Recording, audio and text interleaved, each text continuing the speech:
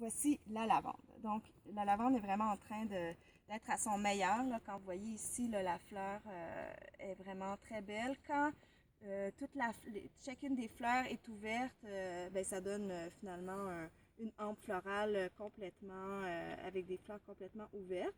Mais à ce stade-ci, c'est super pour la cueillette. Vous voyez, celles-là sont vraiment sur le bord d'éclore. La lavande, on connaît les petits sachets à la lavande, on connaît le parfum à la lavande, l'huile essentielle de lavande, etc. C'est une super plante médicinale aussi, qu'on va utiliser principalement en herboristerie pour le système nerveux. Alors, c'est une plante calmante, et c'est une plante calmante qui fait du bien à l'âme.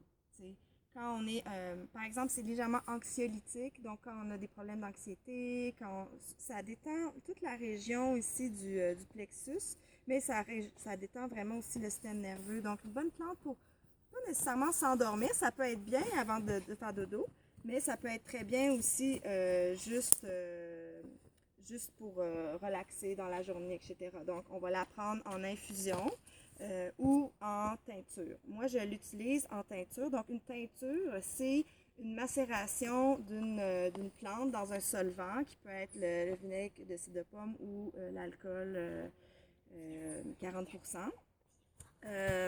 Ou d'autres pourcentages.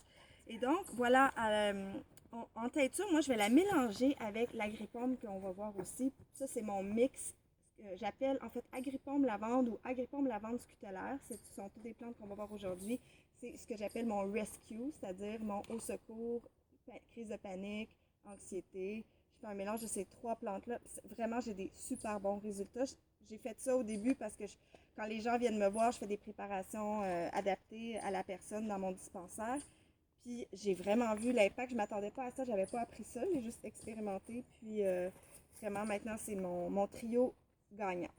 La lavande, c'est aussi une antiseptique, donc c'est sûr qu'en huile essentielle, on va l'utiliser beaucoup pour ça, comme pour nettoyer les blessures, mais on peut l'utiliser aussi en infusion si c'est ça qu'on a sous la main. On peut faire une infusion pour nettoyer une blessure. Elle est légèrement vulnéraire aussi, donc elle va aider les tissus à se reconstruire.